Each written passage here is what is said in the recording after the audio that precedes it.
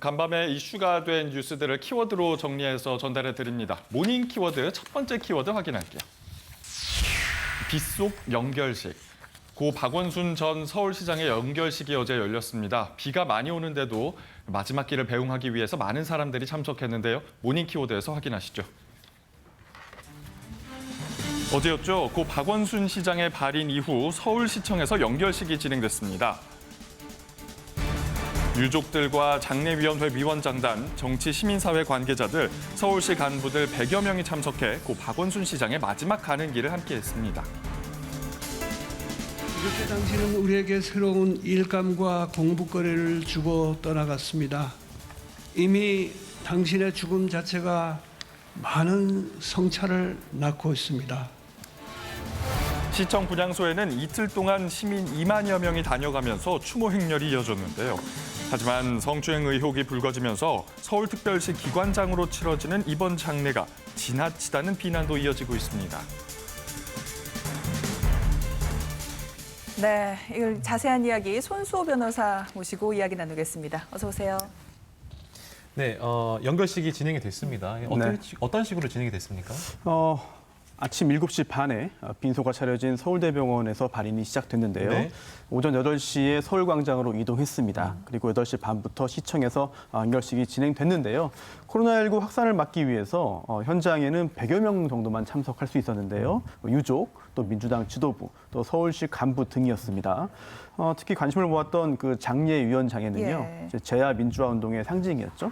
백낙청 서울대 명예교수, 예. 그리고 이해찬 민주당 대표, 또 서울시장 권한대행을 맡게 된 서정협, 당시 그 전 부시장이죠. 이렇게 참석을 했습니다. 그리고 연결식에서는 이제 고인의 일대기를 담은 영상이 상영됐고요. 또 유독 대표로 딸 박다인 씨가 아버지를 대신해서 시민들에게 마지막 인사를 전했습니다. 네, 여기서 그 이해찬 더불어민주당 대표죠. 그 고 박원순 시장 공동 장례위원장. 여기서 추도사를 낭독하면서 굉장히 안타까움을 전했었나 봐요. 예. 그렇습니다. 이해찬 대표가 박원순 시장에 대해서 나의 오랜 친구라는 표현을 사용했어요.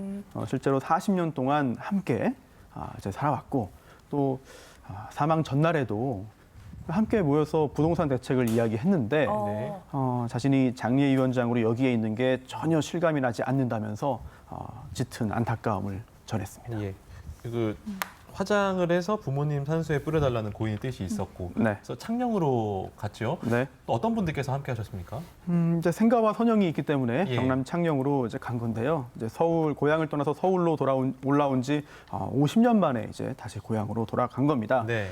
조희연 서울시 교육감, 그리고 생전에 박원순계 의원으로 불렸던 민주당의 기동민, 박홍근 의원 등이 유족과 함께 했습니다. 네. 또 그 외에도 인근 주민들뿐만 아니라 전국에서 박원순 시장을 보내기 위해 함께 모인 추모객들이 함께 했는데요.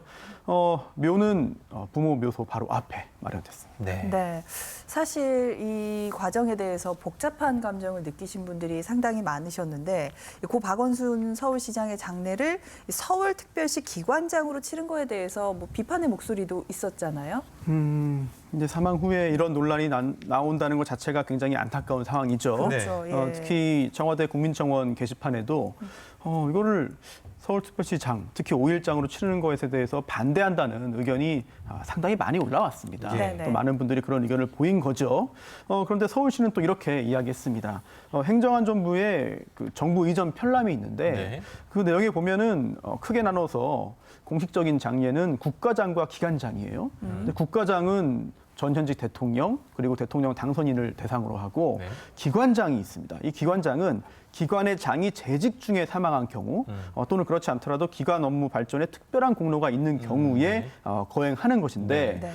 현직 서울시장이 이렇게 재직 중에 사망했기 때문에 기관장의 대상이다라고 본 것이고요. 되긴 되네요. 네, 그리고 또 특히 이제 서울특별시장은 이제 장관급 예우를 받는 또 공무원이거든요. 네. 이런 점들을 감안해서 서울특별시장으로 장례를 치르기로 결정을 했는데요. 네. 또 이루어진 것이죠. 예. 하지만 일각에서는 또 반발 여론이 있습니다. 네. 왜냐하면 성추행 혐의로 이제 네. 의혹을 받는 상황에서 과연 이렇게 하는 걸 타당한가라는 지적이고요. 그리고 또 평소 고인이 밝혔던 뜻이 소박하고 조용한 가족장이었는데 고인의 뜻도 그랬죠. 예. 그렇습니다. 여기에 오히려 반하는 거 아닌가라는 의견도 제기됐습니다. 예, 어제 고 박원순 서울시장을 성추행 혐의로 고소한 피해자 측이 또 기자회견을 열었습니다. 네. 이와 관련된 이야기는요, 잠시 후 정치 라이브에서 이야기 나눠보도록 하겠습니다. 네, 모닝 키워드 두 번째 키워드 바로 확인해 보겠습니다. 두 번째 키워드 띄워주시죠. 8,720원, 내년도 최저임금 얘기입니다. 최저임금위원회가 어젯밤부터 오늘 새벽까지 밤샘 협상을 진행했는데요. 모닝 키워드에서 확인하시죠. 내년도 최저임금을 심의 의결하는 최저임금위원회는 어제 오후부터 정부 세종청사에서 8차 전원회의를 열었습니다. 노동계와 경영계는 지난 9일 내년도 최저임금을 9.8% 인상한 9,430원과 1% 삭감한 8,500원을 제출했는데요. 코로나19로 타격을 입은 외식업계는 내년도 최저임금 인상 반대에 나섰습니다. 태어날 길이 없습니다. 저희들은 가장 적정선이 한 8,000원 선이 가장 저희들 합당하다고 생각하고 있습니다. 하지만 노동계는 최저임금 인상을 반대하는 것은 코로나19 위기를 노동자에게 전가하는 것이라는 입장. 생계비를 보전하고 인건비를 보전해주는 방식이야만 같이 공생하고 살 수 있다고 저희는 생각하고 있습니다. 오늘 새벽 내년도 최저임금은 8,720원으로 확정됐는데요. 2021년 1월 1일부터 효력이 발생합니다. 네. 최저임금 문제 쉽지 않죠. 그러니까요. 어제 저희 자기 전까지만 해도 네. 8,000원대냐 9,000원대냐 계속 팽팽했는데 새벽에 8,720원으로 결정이 된 거네요. 네, 9일 열린 6차 전원회의에서도 합의가 이루어지지 않았기 때문에 과연 언제 이루어질 것인가 많은 분들이 이제 관심 있게 지켜봤는데요. 네. 결국 심의 촉진 구간이 지정됐습니다. 공익위원들이 이렇게 해가지고는 도저히 논의가 좁혀지지 않겠다라고 네. 하면서 8,620원부터 9,110원까지 구간을 제시했어요.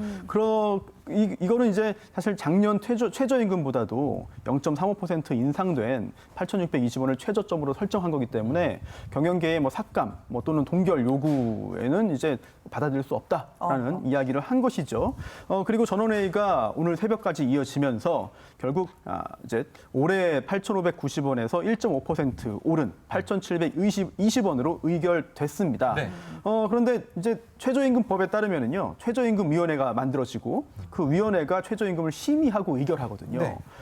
총 이제 근로자위원 9명, 네. 사용자위원 9명, 그렇죠. 공익위원 9명인데 네. 안타깝게도 근로자위원 9명은 이번 의결에 참여하지 않았습니다. 아직까지 또 협상이 더 진행돼야 되는 부분이군요. 근데 이해가 되는 게 지금 코로나19 때문에 경기가 너무 안 좋잖아요. 그래서 사용자 측은 사용자 측대로 네. 우리가 너무 장사가 안 되고 또 노동자 측은 노동자 입장이 먹고 살기 힘드니까 좀 더 올려달라 이런 입장이라서 굉장히 좀 어려운 문제인 것 같습니다. 양측의 입장이 다 일리가 있습니다. 예. 그렇기 때문에 이번 최저임금 결정도 참 어려운 측면이 있는 네. 것이죠.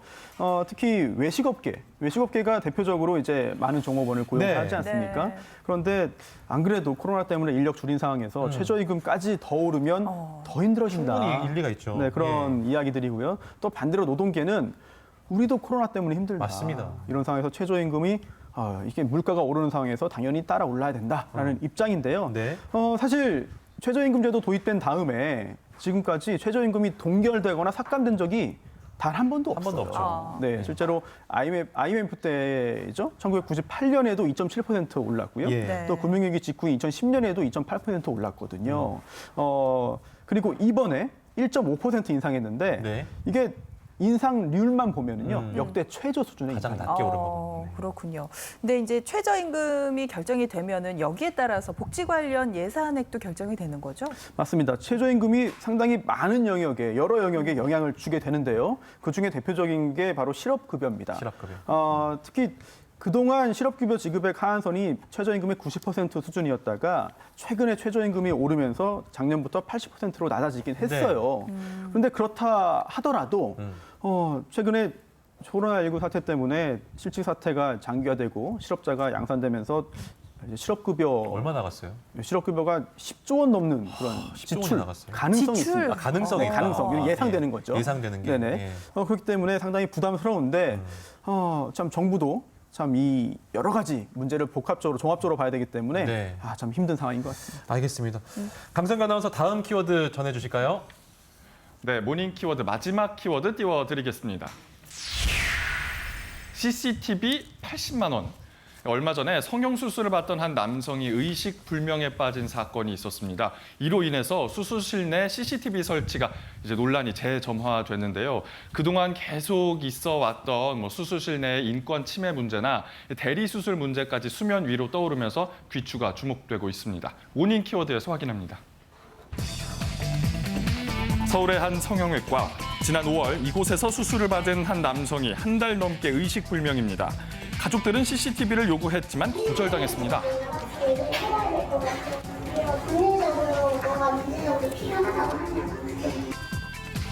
결국 가족들은 부실한 의무 기록만을 갖고 법적 대응을 시작해야 합니다. 수술이나 의무기록 확보하는 걸로밖에 증명을 할 수밖에 없잖아요. 근데 자꾸 막 말도 달라지고 의무기록도 자꾸 달라지는데 이러한 의료 사고뿐 아니라 대리 수술 문제도 심심찮게 벌어지면서 수술실 CCTV를 원하는 목소리가 큽니다. 하지만 설치 여부는 물론 있다 하더라도 녹화 영상을 확보하는 것은 하늘의 별 따기, 돈을 요구하는 곳도 있습니다.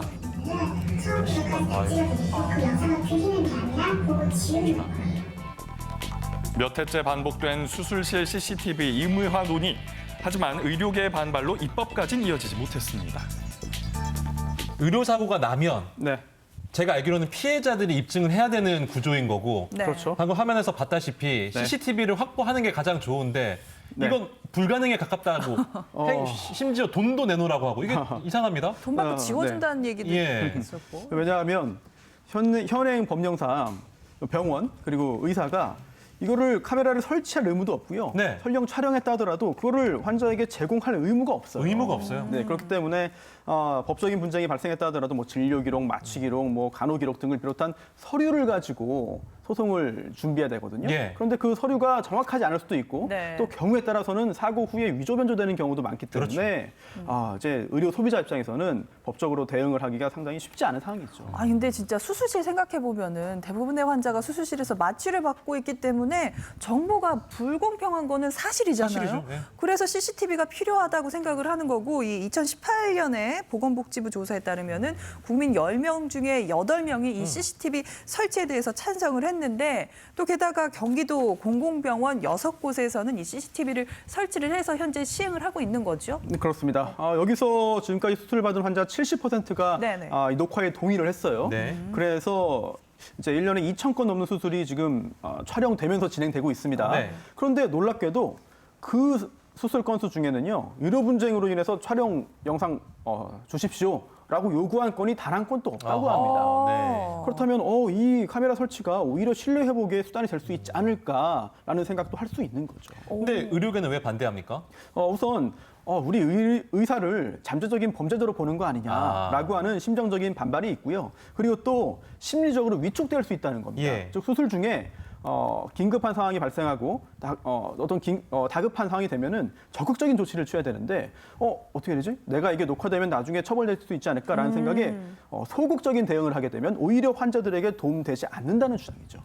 이 수술실 CCTV 의무화에 대해서는 국회에서도 이야기가 되는 것 같은데 19대, 20대는 발의는 됐는데 논의조차 안 되고 폐기가 그냥 됐나 봐요. 우선 의협을 비롯한 의사단체들의 반대가 거세지 않았나 싶고요. 그리고 또 사회적인 합의가 아직은 이루어지지 않았다는 측면도 있습니다. 하지만 2015년에요. 어린이집에 이 카메라 설치하는 거에 의무화됐거든요. 그런데 그때 헌법소원까지 제기됐습니다만 결국 헌법재판소도 이거는 사고 예방 또는 학대 예방에 효과가 있다는 등의 이유로 헌법소 기각하고 이거는 헌법에 부합한다는 거 봤거든요. 네. 만약 이번 이제 국회 지형이 많이 바뀌었기 때문에 이번 국회에서 이 법안이 통과된다면 네. 과연 또 헌법재판소가 어떤 판단을 할지 굉장히 궁금합니다. 네, 오늘 말씀 여기까지 듣겠습니다. 고맙습니다. 맞습니다.